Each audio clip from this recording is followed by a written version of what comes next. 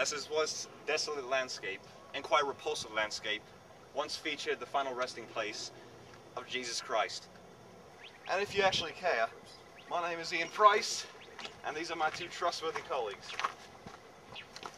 And here we have Reiben Fleming and, what's his name? Jose Garcia. Oh yeah, that's right, that's right.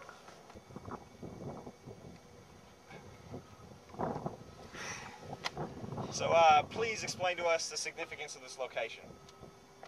Well, in front of us here we have the tomb of Jesus Christ. It is said that he first appeared to Mary Magdalene. That was 3 days after his crucifixion. Correct. How are we going to get down there? Now what we're gonna do is we're gonna spelunk our way down there. As you can see, I am spelunking down there. Slowly but surely. Oh dear. Here we go. I'm almost down the side of the hill. There we go.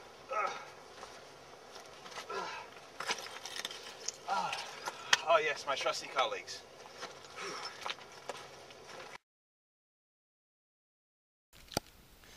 The whole crew had heard of the scripture passage pertaining to Christ's appearance to Mary Magdalene. It was interesting to note that Christ appears to Mary Magdalene twice in her life, at a renewed point and at a troubled point. At both appearances, Mary is in despair, and Christ comes to her and guides the way. In the sacrament of confirmation, the same concept applies. No matter our situation, Christ will always provide the will and strength to carry on. And thus we began our hike to the tomb.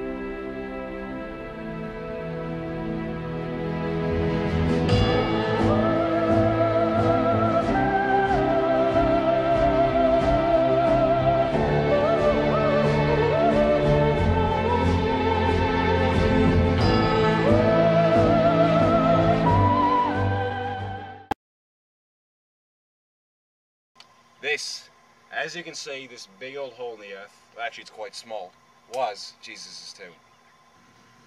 It even smells holy in here. Although it looks quite small, it actually is quite spacious.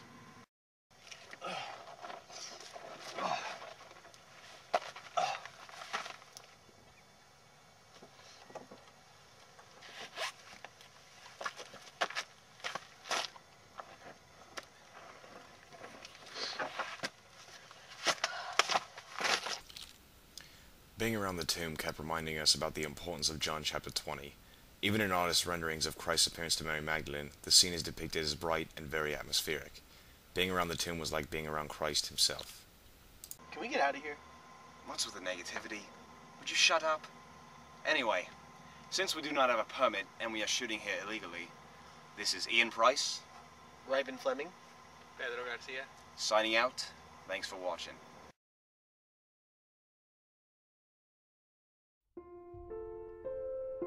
First day of the week, Mary Magdalene came to the tomb in the early morning, while it was still dark, and saw the stone removed from the tomb.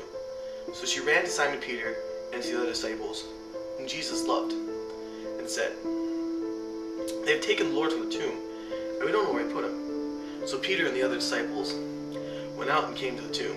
They both ran, but the other disciple ran faster and got there first. Went down and saw the burial clothes there, but did not go in. When Simon arrived after him, he went into the tomb and saw the burial clothes and the cloth that had covered his head, not with the burial clothes, but in a separate place. Now when the other disciple also went in, the one that had arrived at the tomb first, he saw and he believed, for they did not understand that the scripture he had to rise from the dead. Then the disciples returned home, but Mary stayed outside weeping. As she bent over into the tomb, she saw the two angels sitting there, where Jesus had once been, and they said to her, "Woman, why are you weeping?" she said to them. "They have taken my Lord, and I don't know where they have put him."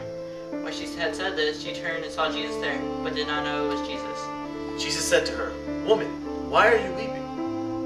"Whom are you looking for?" She thought it was the gardener and said, "Sir, if you carried him away, please tell me where you laid him, and I will take him." Jesus said to her, "Mary." She turned and said to him in Hebrew, Rabbini, which means teacher. Jesus said to her to stop holding on to me, for I have not yet ascended to the Father and your Father, to my God and your God. Mary went and announced to the disciples, "I have seen the Lord," and she told them that he had said these things to her.